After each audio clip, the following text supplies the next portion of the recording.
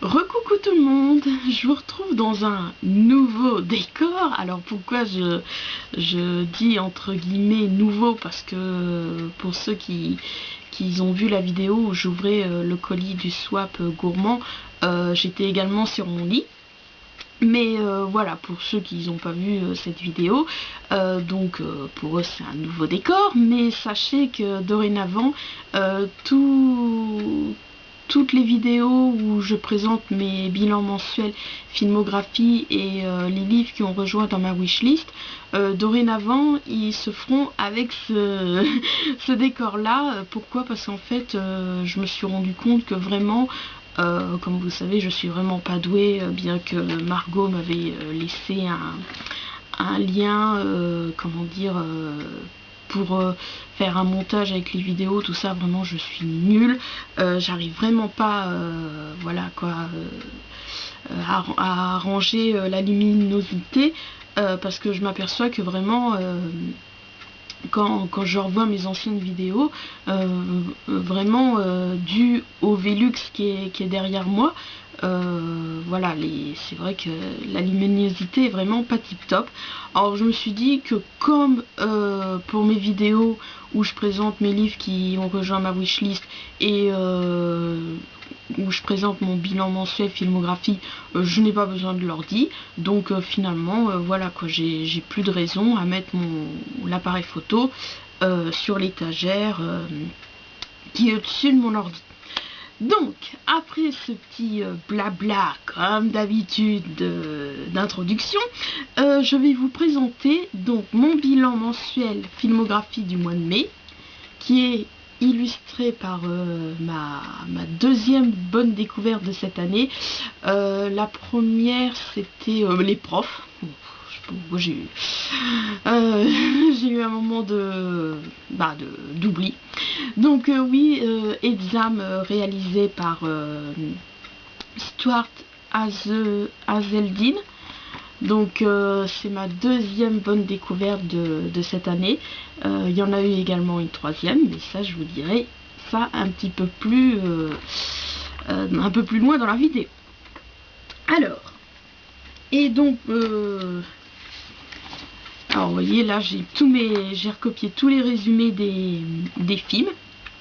Donc le premier que j'ai regardé, ça a été Du vent dans mes mollets, donc réalisé par Karine Tardieu. Donc je l'ai regardé le samedi 4 mai 2013. Je l'ai pas précisé, je suis désolée, mais attendez, je vais vous dire ça.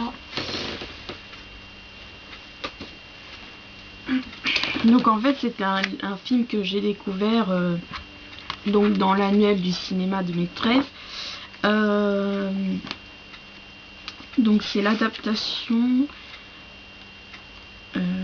j'aurais dû regarder plus tôt, je suis désolée.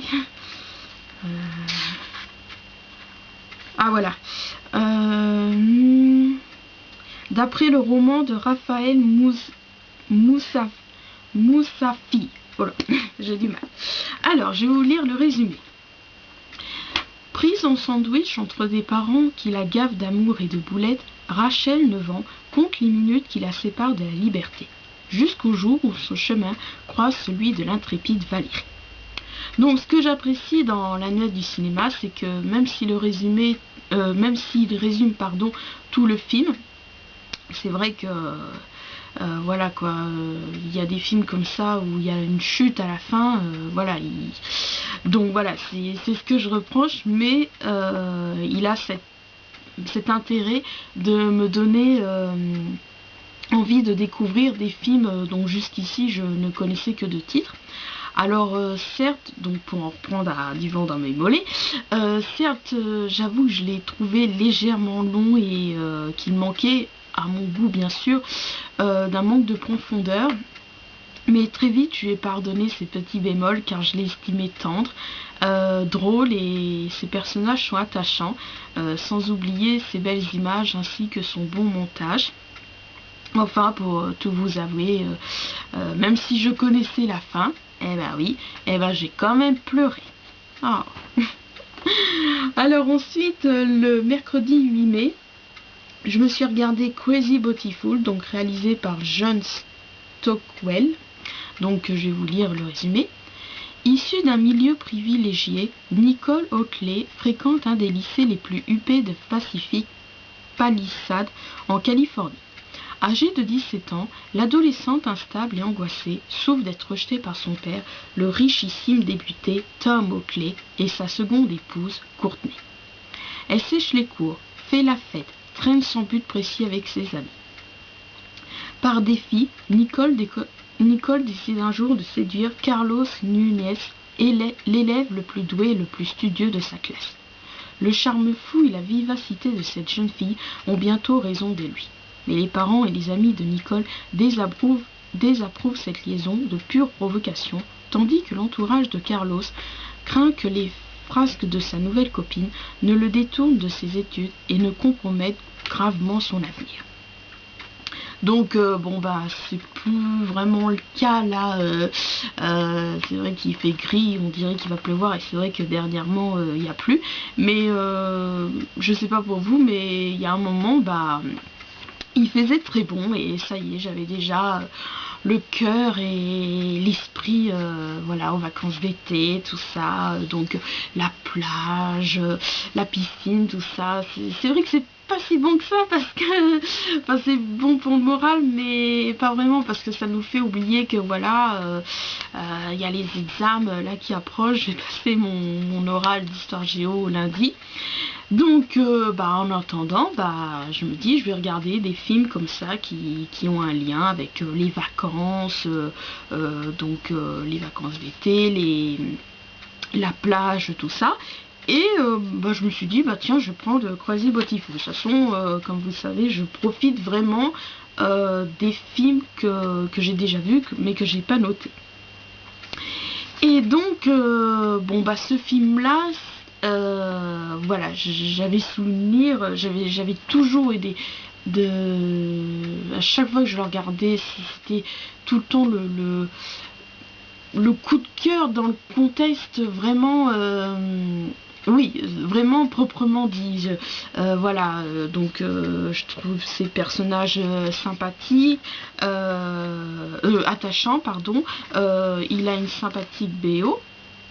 Et donc j'ai une nouvelle fois passé un agréable moment à regarder ce film, mais malheureusement, donc alors que je pensais qu'il aurait eu, je lui ai mis 3 étoiles, et je pensais qu'il aurait eu 4 étoiles, mais finalement, ce qui lui a été fatal, c'est que j'avoue que je lui ai trouvé quelque peu long. Voilà, je lui ai trouvé quelques petites lenteurs. Voilà.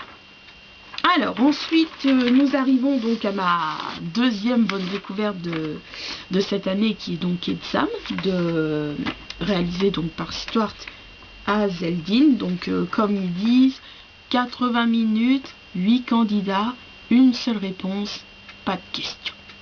Donc mais je vais vous relire quand même le résumé.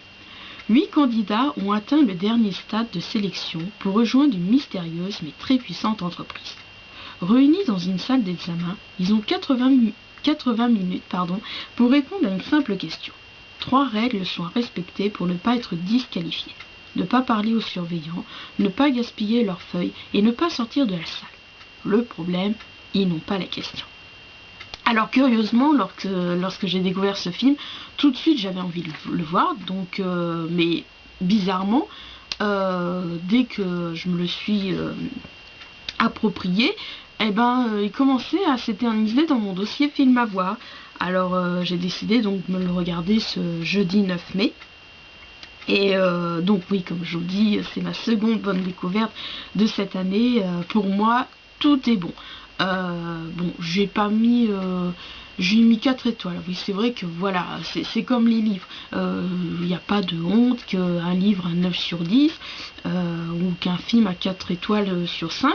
Au contraire, des fois, c'est vraiment mieux pour moi. C'est parce que 10 sur 10 ou 5 sur 5, c'est tellement parfait qu'on n'a rien à dire. Mais donc voilà, et même s'il a eu que 4 étoiles, pour moi tout est bon. Sa mise en scène, son atmosphère, ses dialogues. Et beaucoup le comparent à Cube, mais moi pour ma part, comme je l'ai pas vu, moi, ce bon huis clos m'a évoqué ATM. Alors ensuite, le samedi 11 mai, j'ai regardé La Maison sur l'Océan, donc réalisé par Irving Winkler. Donc je vais vous lire le résumé. George Monroe, un architecte d'âge mûr, avait un grand projet. Il s'était promis de restaurer lui-même la maison léguée par son père. Les années ont passé, il a remis, repoussé, renoncé. Piégé par le rythme d'une vie trop chargée, il a abandonné son rêve et perdu beaucoup. Il a divorcé d'avec sa femme Robin, son fils Sam a perdu confiance en lui et les gens du coin lui rendent pas la vie facile. Attendez, je vérifie juste. Ah oui. Pardon, oui, ça sera peut-être le seul défaut quand je vais enregistrer ici, c'est que j'aurais peur que ça... Je veux bien vérifier que ça filme bien, tout ça, que ça coupe pas. Pardon. Alors, aujourd'hui licencié, George doit redémarrer sa vie sur de nouvelles bases. Sur la côte pacifique, face à l'océan, il va enfin pouvoir concrétiser son rêve. Il commence seul, mais se retrouve bientôt aidé par la séduisante jeune fille de la maison voisine et les enfants qu'a eu son ex-femme avec son nouveau mari. Donc encore une fois, ayant le cœur et l'esprit donc dans tout ce qui est voilà, plage, vacances, tout ça, l'eau. Donc j'ai opté pour ce film. Mais malheureusement, même si j'ai trouvé la fin quelque peu émouvante, j'avoue m'être ennuyée, faute que je trouve vraiment long, enfin légèrement long. C'est vrai que voilà, il dure 2 heures. De plus, je juge que les dialogues ne volent pas bien haut. Voilà, pardon, ça a peut-être été bizarre, mais voilà. Bon, pour en reprendre, oui, même si je trouve la fin quelque peu émouvante, voilà, j'ai mis 1 étoile parce que je le trouve vraiment long, et puis voilà, les dialogues ne volent pas bien. Voilà, pardon. Alors ensuite, le mercredi 15 mai, je me suis regardé Mama, réalisé par Andrés, je ne sais pas si on prononce le S, Muschietti. Donc je vais vous lire le résumé. Il y a 5 ans, 2 sœurs, Victoria et Lily, ont mystérieusement disparu le jour où leurs parents ont été tués. Depuis, leur oncle Lucas et sa petite amie Annabelle les recherchent désespérément. Tandis que les petites filles sont retrouvées dans une cabane délabrée et partent habiter chez Lucas, Annabelle tente de leur apprendre à mener une vie normale. Mais elle est de plus en plus convaincue que les 2 sœurs sont suivies par une présence maléfique. Bon, alors, après avoir lu sa chronique dans le magazine Studio Ciné Live, j'ai eu envie de le voir, en me disant que soit cela passera, soit ça cassera. Verdict, je suis entièrement d'accord avec le magazine, mais également avec les autres critiques de blog que j'avais parcourus. La première heure est vraiment prenante. Avec sa bonne histoire et ses personnages attachants, on était à 2 doigts de ma 3e bonne découverte 2013. Juste pour en reprendre au personnage, j'ai une préférence pour Annabelle, pour son look de punk et son comportement envers les filles brutes de pommes. J'ai apprécié qu'elle montre malgré tout qu'elle n'est pas rassurée, elle a peur. Mais malheureusement, les lenteurs apparaissant petit à petit suscitera cet essoufflement dès la première heure passée. Aussi, je l'ai trouvé ennuyeux. De plus, j'ai regretté le rôle de Lucas, où un coup il est là, et après on ne le voit plus, pour qu'il réapparaît un quart d'heure après. Enfin, j'ai trouvé la fin trop classique et ridicule, en aucun lien avec la situation du début. Donc voilà. Je m'aperçois que je suis désolée, je vous ai lu, donc voilà. D'habitude, je jette juste un coup d'œil et puis ça vient tout seul, donc je suis désolée. Là, c'est venu que j'ai lu ma critique comme si je lisais le résumé. Désolée. J'ai oublié quelque chose.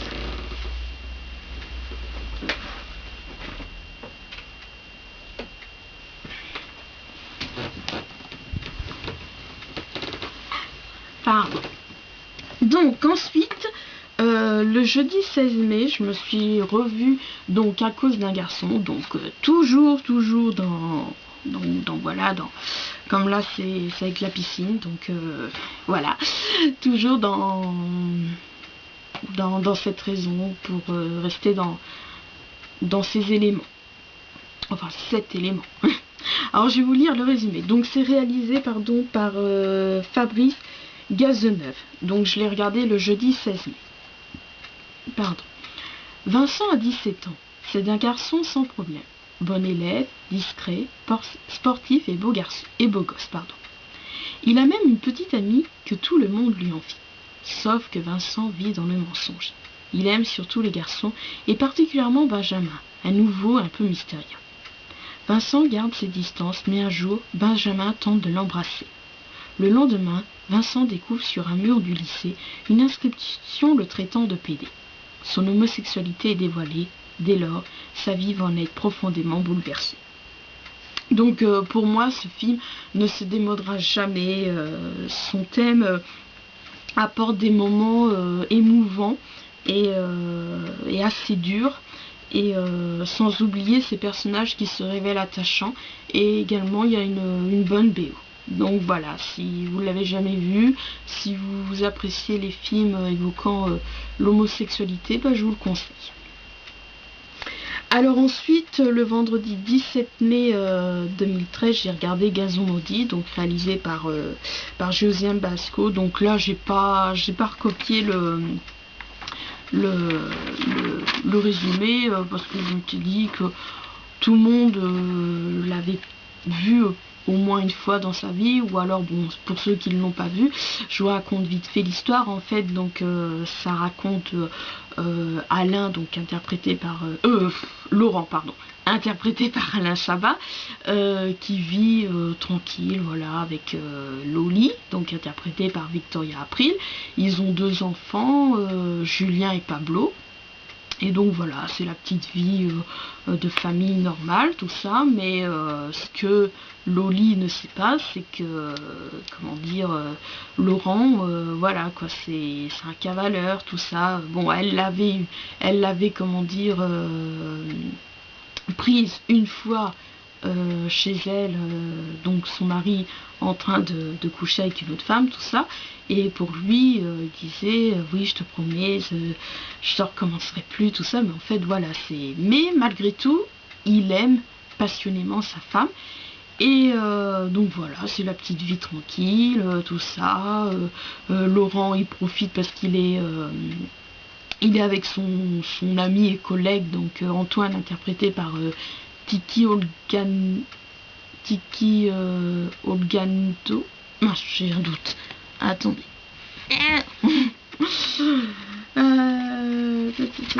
Excusez-moi.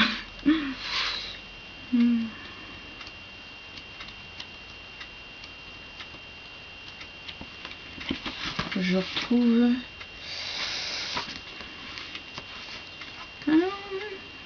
300.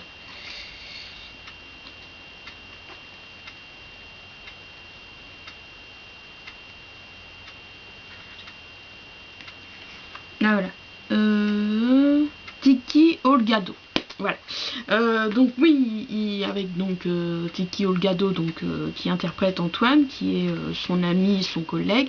Il travaille dans une agence immobilier, puis voilà, Alain Chabat, il en profite de présenter des maisons pour coucher avec des femmes. Et puis donc voilà. Et un jour, Marie-Jo, interprétée par Josiane Basco, elle tombe en panne devant la maison de Loli. Et donc elle demande à prendre de l'eau, tout ça, enfin bref. Et puis Marie-Jo, elle est homosexuelle et elle tombe sous le charme de Loli. Alors au début, elle dit je plaisante, tout ça. Et en fait, c'est vrai que l'histoire aurait pu en rester là. Et mais finalement, elle est, voilà, comme elle est tombée amoureuse de Loli, elle va trouver des moyens pour comment dire, pour la revoir, tout ça. Donc elle les invite, Laurent et Loli avec Antoine, parce que finalement il veut la voir, puisque voilà, Laurent il racontait, il se foutait d'elle, la broteuse, tout ça, et donc voilà, il les invite au restaurant, enfin elle les invite au restaurant, pardon, et c'est là que Laurent découvre que Loli trompe sa femme avec, pardon, avec Marie-Jo. Donc voilà. Et après, bon je vais pas vous raconter tout le film. Donc pourquoi j'ai voulu me le revoir? Donc encore une fois, ça a toujours été parce que ça se passe donc à Marseille. Oui, si je me souviens. Oui, à Marseille. Donc voilà, pendant l'été, tout ça, c'est le truc ambiance vacances. Et donc c'est pour ça que j'ai voulu me le revoir. Toujours dans mes envies. Donc je l'ai revu le vendredi 17 mai. Et donc c'est vraiment une sympathique comédie détente, tout ça. Bon, malgré le fait qu'au bout d'un certain temps, ça s'essouffle, voilà. Et puis c'est bizarre parce que c'est vraiment, est-ce que c'est un hasard, je sais pas, mais en fait au moment où ça s'essouffle, et la scène, on se dit, oh là, l'impression que ça part un peu dans n'importe quoi. Mais après, bon, ça continue, mais ça s'essouffle vraiment. Et c'est vrai que, est-ce que, voilà, il y a des films, est-ce que c'est ça, il faut, même si on se dit ça s'essouffle un peu, mais d'un côté on se dit, il faut que le film continue, tout ça. Donc voilà, enfin bon, voilà, pour me, vraiment, c'est une comédie sympathique à regarder, mais je préfère vous prévenir qu'au bout d'un moment, enfin à mon goût bien sûr, hein, comme d'habitude, hein, voilà, je trouve qui souffre entre guillemets d'un léger essoufflement. Alors ensuite, le samedi 18 mai, j'ai regardé Full Moon, qui est ma 3e bonne découverte de cette année. Donc je vais vous lire le résumé. Réalisé par Jérôme Lotsky. Oui, je l'ai regardé le samedi 18 mai. Une bande d'anciens copains de Sciences Po, devenus de jeunes loups de la politique, dans des camps différents, se retrouvent pour un week-end dans une maison isolée en Bretagne, avec pour seul mot d'ordre se détendre et surtout ne jamais parler politique. Mais à la pleine lune, des voisins adeptes de mystérieux rites celtiques et le vieil Armagnac, donc c'est trouvé dans la cave, donc c'est un vin, vont les faire désavouer leurs promesses et tout va partir en live. Donc comme je vous l'avais évoqué dans ma vidéo du Lipster, enfin du tag là, Lipster, enfin bref, oui, donc le vendredi 15 mai 2013, ma mère alors que je petit déjeuner, ma mère elle était à l'ordi et donc elle m'a appris, c'est vrai que ça m'a vraiment attristé, donc le décès d'Arthus de Pengen. Et donc avant de partir en cours, donc parce que le vendredi j'ai cours le matin, je suis allée voir sur internet, sur Allocinéinfo, s'il l'évoquait, mais c'est vrai que c'était encore un peu trop tôt. Alors donc quand je suis revenue à 10h, parce que ce jour-là on n'avait pas cours de français, donc je suis retournée et puis effectivement Allocinéinfo en parlait, et là j'ai eu envie de revoir sa filmographie, et je suis tombée je suis tombée sur ce film, donc j'ai vu la bande-annonce qui m'a plu, et ce qui m'a motivée à le regarder, c'est parce qu'il y a la présence de mon ami Bruno Salomon. Et donc voilà, donc je l'ai regardé ce samedi 18 mai. Alors bon, certes, la politique et moi, c'est vraiment pas un grand amour, mais Arthus de Pengen, donc qui est le scénariste, arrive bien finalement à l'intégrer, ça coule bien, et puis j'aime bien ce genre de films français qui comment dire, qui se lance dans le polar. Il y a vraiment une certaine atmosphère qui est vraiment très agréable, et donc voilà, vraiment moi j'ai beaucoup aimé. On retrouve en plus des comment dire, des acteurs, donc on retrouvera dans quelques années plus tard dans comment ça s'appelle, La Clinique de l'amour, donc Bruno Salomon, et puis je sais plus comment il s'appelle, l'homme qui est chauve là, enfin bref, moustaché, je sais plus comment il s'appelle. Donc oui voilà, c'est vrai que bon, je suis en train de relire ma critique. Bon, c'est vrai que les situations peuvent paraître attendez, je vérifie juste. Ah oui, c'est pardon. Donc les situations, pardon, peuvent paraître classiques, mais bon, voilà, vraiment ça passe. Et puis j'ai aimé les dialogues, l'atmosphère, et puis les personnages se révèlent attachants dû à leur personnalité. Alors, ensuite, le dimanche 19 mai, j'ai regardé iRobot, donc réalisé par Alex Proya. Donc, non, faut que je prenne sur, sur l'autre feuille. Ah, les clavis, hein. Donc, je vais vous lire le résumé. En 2035, les robots sont devenus de parfaits assistants pour les êtres humains. Le détective Dale Spooner enquête sur le meurtre du docteur Alfred Lanini, un chercheur en robotique. Le principal suspect semble être un androïde nommé Sony. Or, si l'on en réfère aux lois de la robotique, les robots ne sont pas dotés de la faculté de tir. Donc en fait, moi, même si j'ai cours le lundi, eh ben, j'apprécie regarder un film le dimanche soir. Donc là, par chance, c'était donc le dimanche 19 mai, donc le lendemain, c'était férié. Et donc pour ce dimanche 19 mai, j'ai opté pour ce film, que ça faisait un petit moment que j'avais envie de le voir. Mais c'est vrai que j'hésitais. D'un côté, donc j'avais envie de... En fait, voilà, mon cœur balançait. D'un côté, il avait envie de le voir depuis un certain temps. Et de l'autre, je sais pas, il était sceptique, il avait peur, tout ça.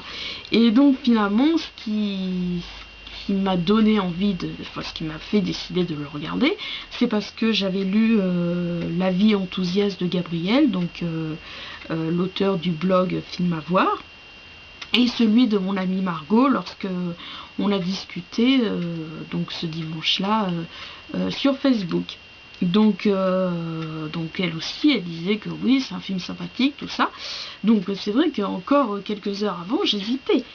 Et donc je me suis dit, bon allez, je le regarde. Et finalement, ça a été une déception. Ouais. Pourtant, bon, je trouve qu'il y a des bonnes idées, ce qui amène à des bonnes scènes.